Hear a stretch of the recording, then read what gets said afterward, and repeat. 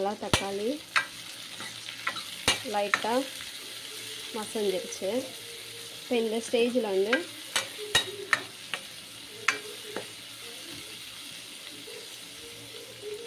நம்ம புளி கரைசலை விட்டுருவோம். நான் ஒரு பிஞ்ச் அளவுக்கு தான் நான் எடுத்து வச்சுருக்கேன். பாருங்கள் எவ்வளோன்னா ஒரு லெமன் சைஸ் அளவுக்கு தான். அதை ஊற்றிடுவேன்.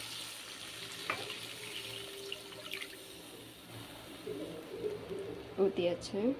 ஊற்றிட்டு இப்போ தேவையான அளவு மசாலா சேர்த்துக்கிறோம்.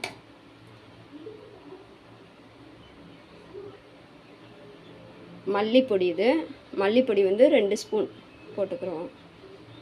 2 ஸ்பூன் போடலாம், இல்லை 2.5 ஸ்பூன் போடலாம். தேவையான அளவு போட்டுக்கோங்க. மிளகாய் பொடி வந்து நான் ஏற்கனவே 3 பச்சை மிளகா போட்டிருக்கேன், அதனால் 1 ஸ்பூன் தான்.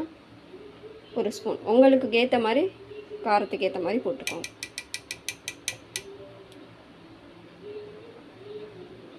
போட்டாச்சு. போட்டுட்டு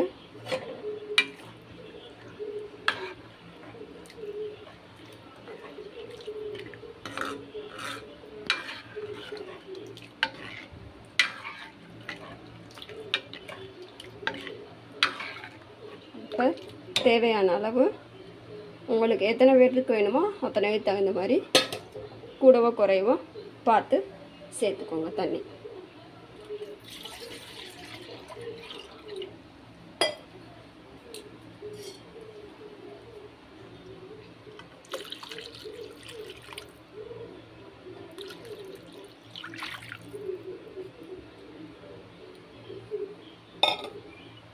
இப்போ நான் இங்கே 2 பேர்த்துக்கு மட்டும்தான் வைக்கிறேன், அதனால் அளவாக தான் வச்சுருக்கேன்.